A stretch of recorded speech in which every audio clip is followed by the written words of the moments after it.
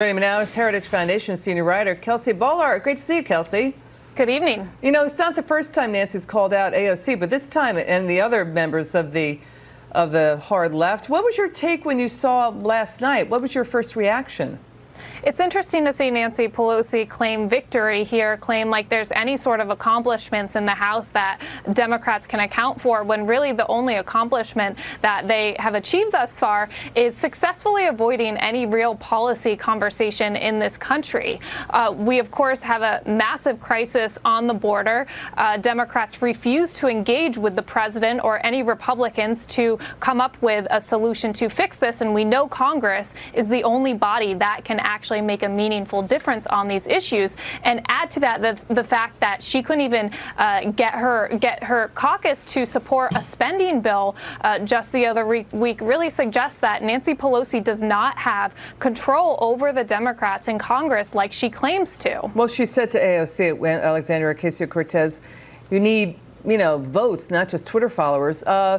Pelosi knows the Democrats need to be more moderate if they want to win in 2020. I think the Democrats lost about a dozen races when there was a hard left person who running, and the Democrats won the House because of the 40 or so seats won by the moderates in districts that Trump won. I mean, it's clear. The message is clear here, right?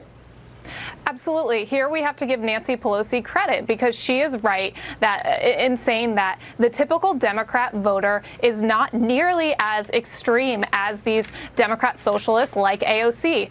The New York Times actually reported on some really interesting data that came out saying basically what you see on social media, believe it or not, from people on the left is not reflective of the average Democrat. They are far more moderate. But the problem for Nancy Pelosi is that it is the Alexandria Ocasio-Cortezes who are eating up all the media Kelsey, attention. Stay on that point for just a second. Is this a media manufactured problem? Have they created the rise of the hard left when it's just they're on social media and the voters out there are saying, wait a second, we're not interested in their policies? Is this a media manufactured thing because the media is reacting to their social media followers, but it's evanescent when you look at how the voters are reacting to them?